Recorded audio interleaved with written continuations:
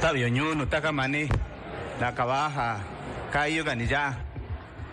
Muy buenas noches a todos de la Suprema Corte de Justicia de la Nación.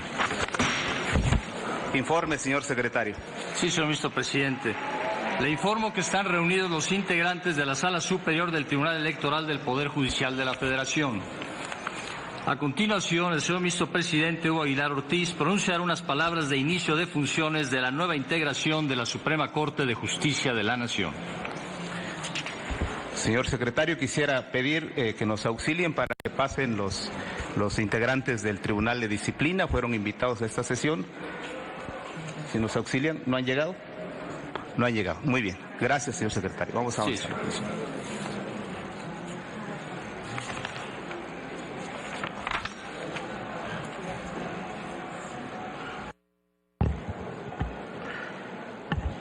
Distinguida doctora Claudia Sheinbaum Pardo, Presidenta Constitucional de los Estados Unidos Mexicanos. Diputado Sergio Gutiérrez Luna, Presidente de la Honorable Cámara de Diputados. Senadora Laura Itzel Castillo, Presidenta de la Honorable Cámara de Senadores. Distinguidos ministros y ministras de la Suprema Corte de Justicia de la Nación. Ministra Lenia Batres Guadarrama. Ministra Yasmín Esquivel Moza, Ministro Irving Espinosa Betanzo, Ministro Giovanni Azael Figueroa Mejía, Ministro Arístides Rodrigo Guerrero García, Ministra Sara Irene Herrería Guerra, Ministra Loreta Ortiz Alf, Ministra Estela Ríos González, estimadas y estimados gobernadores y gobernadoras, autoridades municipales, agrarias y tradicionales de los pueblos indígenas y afromexicanos que nos acompañan, excelentísimos embajadores y embajadoras, distinguidas autoridades federales y estatales, colaboradoras y colaboradores del Poder Judicial de la Federación, al pueblo de México, estimados representantes de los medios de comunicación. Es un honor dirigirme a ustedes y al pueblo de México en esta histórica ceremonia solemne en la que, bajo el mandato popular y plena vigencia de la democracia, refundamos a la Suprema Corte de Justicia de la Nación y al Poder Judicial. Agradezco profundamente la presencia a quienes están en este recinto, símbolo del diálogo jurídico, de la defensa de los valores republicanos y del respeto irrestricto a la Constitución. Gracias también a quienes nos acompañan en los salones de esta sede y a quienes están presentes en los alrededores y en el Zócalo. Asimismo, al pueblo de México que nos sigue a través de los medios de comunicación y de las redes sociales. Agradezco muy especialmente la presencia de la Presidenta de la República, doctora Claudia Sheinbaum Pardo. Su acompañamiento simboliza el firme compromiso democrático y el respeto recíproco que debe regir entre los poderes de la Unión en beneficio de México. Del mismo modo, agradezco la distinguida presencia de la Presidenta de la Cámara de Senadores y el Presidente de la Cámara de Diputados. Su presencia fortalece nuestra vida republicana.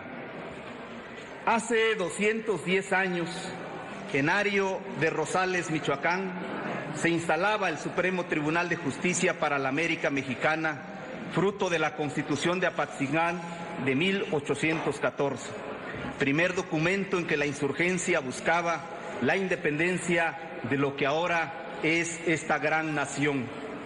Este acto simbólico, efectuado el 15 de marzo de 1815, expresaba el hartazgo sobre el régimen colonial y particularmente ante un sistema de justicia desigual, excluyente, arbitrario, de abusos y al servicio de la nobleza y los sectores privilegiados de la época. 210 años después, el mismo hartazgo ha llevado a la refundación que hoy estamos viviendo, en el que ponemos los cimientos del cambio total y desde luego la apuesta de una justicia real y verdadera. A finales de la colonia, los juzgadores se habían constituido en una clase social que reclamaba honores y prebendas. Eran personas que exigían ser llamados su merced, su señoría. Además, tenían canonjías y privilegios económicos. En la actual etapa histórica de México ocurrió una situación similar en los órganos jurisdiccionales, donde tampoco pudo autorregularse ni sanearse, por lo que fue necesaria la reforma judicial para aspirar a un cambio profundo, real y verdadero. Por eso es posible hablar de la refundación del Poder Judicial. Como al final de la colonia, hoy el cambio se nutre con el deseo de poner fin a las injusticias. En aquella época, la voz de José María Morelos y Pavón surgió fuerte, claro y visionario. En los sentimientos de la nación, Morelos postuló: la soberanía dimana inmediatamente del pueblo, el que solo quiere depositarla en sus representantes, dividiendo los poderes de ella en legislativo, ejecutivo y judicial. Al mismo tiempo, estableció lo que debe ser una labor ineludible de todo órgano jurisdiccional al señalar que todo aquel que se queje con justicia tenga un tribunal que lo escuche, lo ampare y lo proteja contra el fuerte y el arbitrario. 2 siglos después, cobra plena vigencia el pensamiento y mandato de Morelos. Acudimos a la instalación solemne de una Suprema Corte de Justicia de la Nación y de un Poder Judicial que, como se estableció desde los cimientos de la nación, surge inmediatamente del pueblo. A todas y todos los que con su voto nos mandataron estar en esta Casa de la Justicia, a quienes no lo hicieron, pero están ávidos de justicia, a quienes buscan certeza jurídica, les podemos afirmar categóricamente que habrá tribunales que protejan al débil de los abusos que comete el fuerte. Como presidente de la Suprema Corte de Justicia de la Nación, tengo clara la magnitud de este momento histórico. Esta no es solo una ceremonia de instalación, es la expresión viva de la voluntad del pueblo que nos eligió. Por ello, comparezco ante ustedes con humildad y con la firme convicción de alcanzar este anhelo nacional. No tengamos ninguna duda, la democratización del Poder Judicial le da mayor fortaleza, legitimidad y autonomía, asegurando la colaboración respetuosa y el equilibrio entre poderes. La elección popular ha traído consigo no solo un cambio en la integración del Poder Judicial, sino un renovado pacto de confianza entre el Poder Judicial y el pueblo mexicano. Así se debe entender por el contexto en el que surge y los motivos que lo animaron. Se trata de pasar de una justicia de puertas cerradas, elitista, lenta y excluyente, a una de puertas abiertas, accesible, cercana al pueblo, plural, transparente, eficiente y sin privilegios. Una corte que escuche a los pueblos indígenas, a los afromexicanos, a los grupos que viven en condiciones de vulnerabilidad. Una corte que responda directamente a la ciudadanía. En suma, un auténtico tribunal de justicia y no solo un tribunal de derecho. La reforma ha dado ya sus primeros resultados. Tenemos una Suprema Corte electa por el pueblo, integrada con paridad de género e incluso con una integración mayoritaria de mujeres. Asimismo, por segunda vez en la historia de nuestro país, un indígena se integra a la Corte y lo preside, lo que constituye por sí mismo un acto de auténtica justicia. Después de una larga noche de exclusión, esto es de valorarse. Por ello, hoy, 1 de septiembre de 2025, comienza un capítulo inédito en la historia de la justicia en México.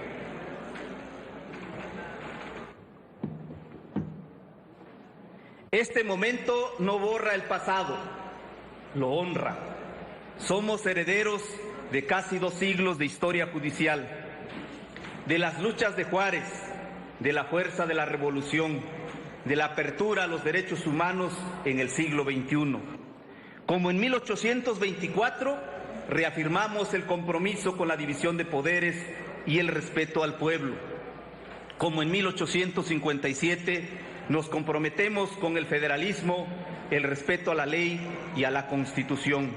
Como en 1917, respondemos a la demanda de justicia social. Hoy inauguramos una nueva etapa.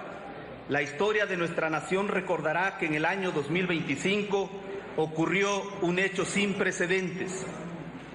La Suprema Corte de Justicia de la Nación dejó de ser una institución distante, integrada en los pasillos del poder, para convertirse en una corte que surge directamente de la voluntad del pueblo.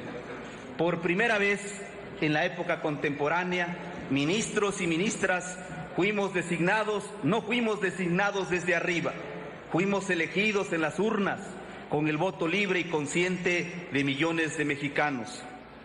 Cada voto fue un mensaje de esperanza para quienes han sentido que la justicia nunca les ha respondido, un mensaje de exigencia para quienes han sufrido la desigualdad y la impunidad, un mensaje de confianza que nos convoca a ser distintos, a ser mejores, a abrir las puertas de este tribunal al pueblo que es su verdadero dueño.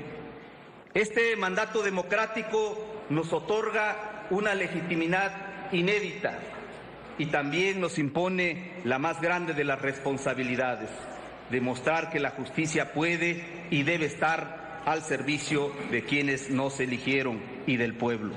A partir de este día, el compromiso de esta Corte será ser cercana y accesible. No habrá muros que nos separe de la sociedad. Estaremos abiertos a escuchar a las víctimas, a recibir propuesta de la academia y de la sociedad civil, a dialogar con los pueblos indígenas y afromexicanos. Estaremos abiertos al escrutinio de los medios de comunicación y de la ciudadanía organizada. Hermanas y hermanos, estamos decididos a alcanzar este anhelo nacional. La reforma judicial de 2024 respondió a 3 grandes exigencias: legitimidad democrática, austeridad, transparencia y combate a la corrupción, y alcanzar una justicia real y verdadera. La legitimidad democrática no se satisface solo con la elección popular. Nos exige que la Corte y el Poder Judicial hablen con un lenguaje claro, que expliquen sus resoluciones para que todas y todos puedan entenderlas, y que rinda cuentas no solo en los informes solemnes, sino todos los días, con transparencia y con hechos. La democracia implica que la justicia sea un derecho de todas y de todos, que se debe demostrar en cada decisión, en cada audiencia y en cada sentencia. En austeridad, transparencia y combate a la corrupción, los pueblos y el pueblo de México exige un poder judicial austero y honesto. No puede haber justicia con privilegios. Por ello, implementaremos un plan de austeridad que, entre otros, contemple los siguientes aspectos. Tan pronto se constituya el órgano de administración judicial, la Suprema Corte le solicitará que implemente las medidas necesarias para que todos los juzgadores electos en el pasado proceso electoral ganemos menos que la Presidenta de la República, conforme a lo dispuesto por el artículo 127 de la Constitución General, fracción tercera, lo que permitirá de inicio un ahorro anual de 300 millones de pesos. En el mismo sentido, vamos a estar vigilantes para que se inicie un proceso de diálogo y a la par se analice y se solucione los juicios interpuestos por un gran número de funcionarios judiciales que ganan más que la Presidenta, hasta ajustar a todos y todas a las remuneraciones cumpliendo el mandato constitucional. Tomando esta medida, podremos ahorrar un monto del orden de los 800 millones de pesos al año. Asimismo, Desde esta presidencia de la Suprema Corte solicitaré la revisión de las remuneraciones que reciben todos los ministros y ministras en retiro para que se ajusten a la Constitución General. De la revisión somera que hemos realizado hasta ahora, hemos podido constatar que perciben salarios de entre 205 y 385,000 pesos mensuales, muy por arriba de lo que gana la Presidenta de la República.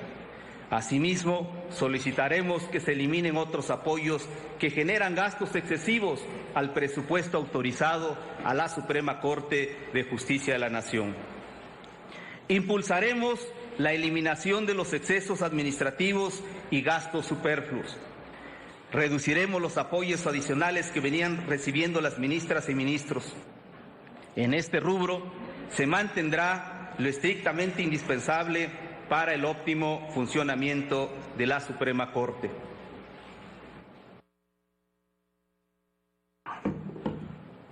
Quiero informarles que en nuestras reuniones previas, los ministros y ministras que integramos esta nueva Suprema Corte de Justicia de la Nación, hemos acordado solicitar a la brevedad al órgano de administración judicial para que se elimine el seguro de gastos médicos mayores y el seguro de terminación de jubilación anticipada.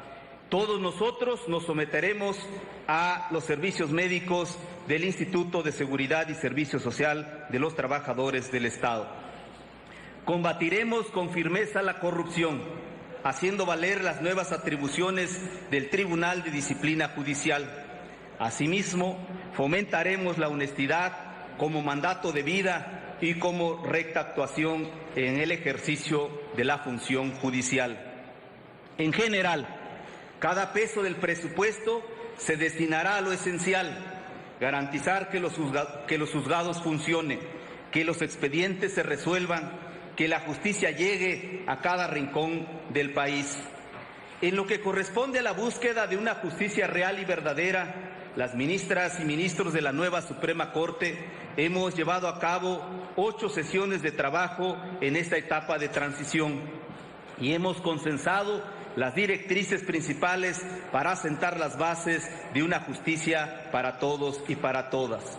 En este sentido, impulsaremos una justicia pluricultural, impulsaremos una justicia humanista, haremos realidad una justicia ambiental y favorable con los derechos económicos, sociales y culturales. Mantendremos siempre una justicia cercana al pueblo. Del mismo modo, impulsaremos una justicia con perspectiva de género e inclusión social. Estaremos vigilantes para que tengamos todos los mexicanos y todas las mexicanas justicia de calidad y comprometida con la austeridad. En este rubro, el rezago judicial no es una estadística, son miles de personas que esperan justicia y ven cómo los años pasan sin respuesta. No podemos permitirlo más. Con la aprobación de nuevos acuerdos generales, estableceremos reglas de gestión para garantizar un trámite ágil. Asimismo, reglas de debate y criterios para que las resoluciones se emitan en los tiempos legales establecidos en la Constitución y en la ley. La austeridad no implicará recortar la calidad de la justicia ni condenar a los tribunales a la precariedad.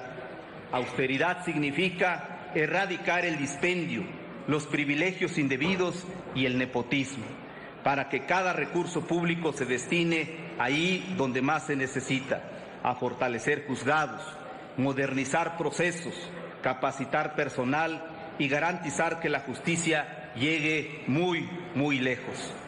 En justicia digital nos proponemos no podemos seguir resolviendo los retos del siglo XXI con prácticas del siglo XIX. La Suprema Corte innovará y adoptará los avances de la tecnología. En este sentido, impulsaremos la digitalización de procesos para reducir tiempos y costos. Por la importancia y trascendencia que tiene este momento histórico que nos ha tocado vivir, iniciaremos el tercer periodo del Semanario Judicial de la Federación, al que acordamos que vamos a denominar de la justicia con el pueblo. E iniciaremos también la 12ª época al que llamaremos de la pluriculturalidad, la igualdad sustantiva y la inclusión social. Estos compromisos no son declaraciones, son mandatos, son la agenda que el pueblo nos exige y que la Corte, bajo mi presidencia, asume con firmeza. La justicia no se construye en soledad. Aunque la Suprema Corte es un poder autónomo e independiente, nuestra labor está profundamente vinculada con la de los otros poderes del Estado y con la sociedad en su conjunto. Quiero reafirmar con toda claridad que la relación de esta Corte con el Poder Ejecutivo y con el Legislativo será de diálogo respetuoso, colaboración institucional y absoluta independencia. Trabajaremos de la mano en los temas que fortalezcan los derechos y la vida democrática del país, pero nunca al margen ni por encima de la Constitución. La Carta Constitucional es y será nuestra guía. Sus principios, valores, enunciados jurídicos, sus normas son las que darán vida, contenido y sentido a nuestras resoluciones. Las resoluciones que tomará este Pleno y todo el Poder Judicial. Parafraseando a Benito Juárez, la Constitución será nuestra espada y nuestro escudo. Seguiremos su ejemplo y convicción. La democracia requiere contrapesos y los controles no son barreras, sino equilibrios que hacen posible la unidad en la diversidad. La Corte está lista para colaborar con sus resoluciones en las grandes causas nacionales: el combate a la desigualdad, la marginación, la exclusión, la consolidación de la paz, la protección del medio ambiente, la defensa de las libertades y la garantía de los derechos sociales. Así lo haremos con nuestros criterios en el Pleno de esta Suprema Corte. La Corte dialogará también con la sociedad civil, con la academia y con los pueblos de México. A los pueblos indígenas, afromexicanos y a las comunidades históricamente marginadas les digo que su presencia en esta ceremonia y en estos actos que hemos tenido el día de hoy no es una presencia simbólica. Hoy la historia les reconoce como protagonistas y la Constitución les da el carácter de sujetos de derecho público, por lo que esta Corte asume el compromiso de escuchar su palabra, de proteger sus derechos y de incluir su visión en la construcción de una justicia acorde con nuestra esencia pluricultural. A los pueblos les convoco a caminar juntos en este proceso para que nunca más la diversidad cultural de México quede fuera de nuestras decisiones. No se trata de un gesto de buena voluntad, sino de un cambio estructural. México es una nación diversa y esa diversidad por fin estará presente en la Casa de la Justicia Constitucional. A la sociedad civil organizada, a la academia, a las universidades y a los colectivos ciudadanos, colegios de profesionales y organizaciones sociales, les pido caminar junto a la Corte como aliados críticos, vigilantes y constructivos, para lo cual tendremos espacios en los que podrán ser escuchados y serán tomados en cuenta. A las universidades las convoco a transformar sus planes de estudio y sus carreras de derecho para orientarla a una teoría jurídica propia que retome la riqueza de los pueblos indígenas y de la sociedad en general, que forme a los jóvenes en la nueva visión y la nueva perspectiva de la justicia que México nos demanda. Vamos a nutrirnos del derecho comparado, pero nuestra realidad exige soluciones propias, teoría y práctica que respondan a nuestras condiciones y aspiraciones colectivas e individuales. Por ello, vamos a trabajar para que cada mexicana y cada mexicano, sin importar su origen, condición o lengua, encuentre en el Poder Judicial un hogar de confianza, un espacio de justicia que deje ser un camino enmarañado e incierto y se convierta en un sendero claro, accesible y justo para todos y todas. Vamos a ganarnos la confianza ciudadana, porque sin confianza las leyes son letra muerta, las instituciones se vacían de sentido y la justicia se percibe distante o ajena. En cambio, con confianza florece la legitimidad, se fortalece el Estado de Derecho y se renueva la esperanza en la vida pública. Por ello, nuestro mayor deber como integrantes del Poder Judicial es honrar la confianza que el pueblo deposita en nosotros.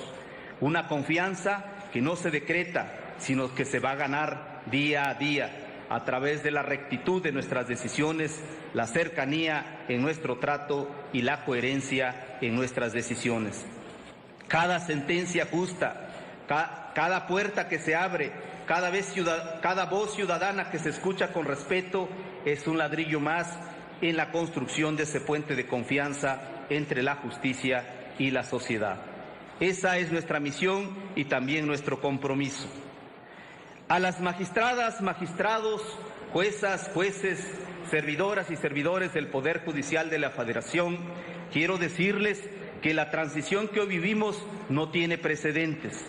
Después de casi 2 siglos de historia, el pueblo de México eligió iniciar una nueva etapa en la vida judicial de la República. En esta apuesta tenemos un compromiso común. Nuestro compromiso es la Constitución, las leyes y la justicia. Por esta razón, les pido que mantengan viva la vocación de servicio, renunciando a la indiferencia y abrazando el desafío del cambio con honestidad y entrega. Su labor debe reflejar la empatía, la ética y el profesionalismo que dignifican el trabajo cotidiano, que en cada acto puedan renovar la esperanza de la justicia.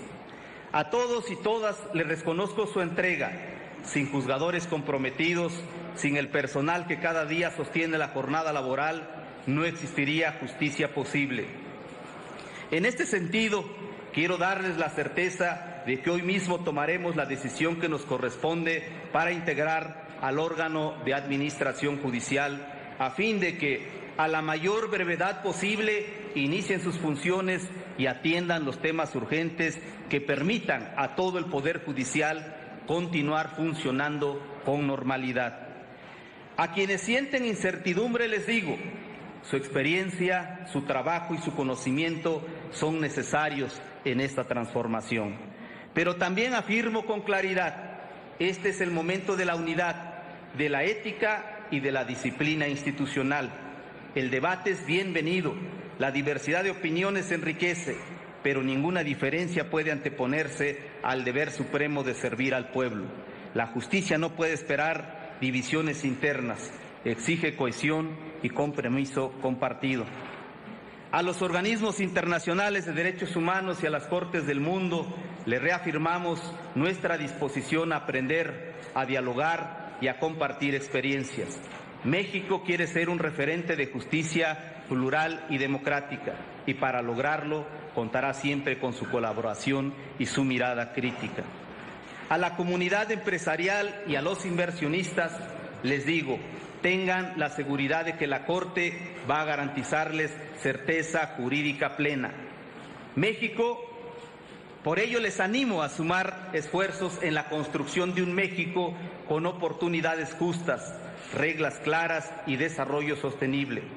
México ha construido un marco jurídico sólido en materia ambiental, fiscal, mercantil, social y sobre pueblos indígenas, entre otros, por lo que no hay duda que el Estado de Derecho será el cimiento para que los proyectos y sueños encuentren suelo fértil y confianza para crecer.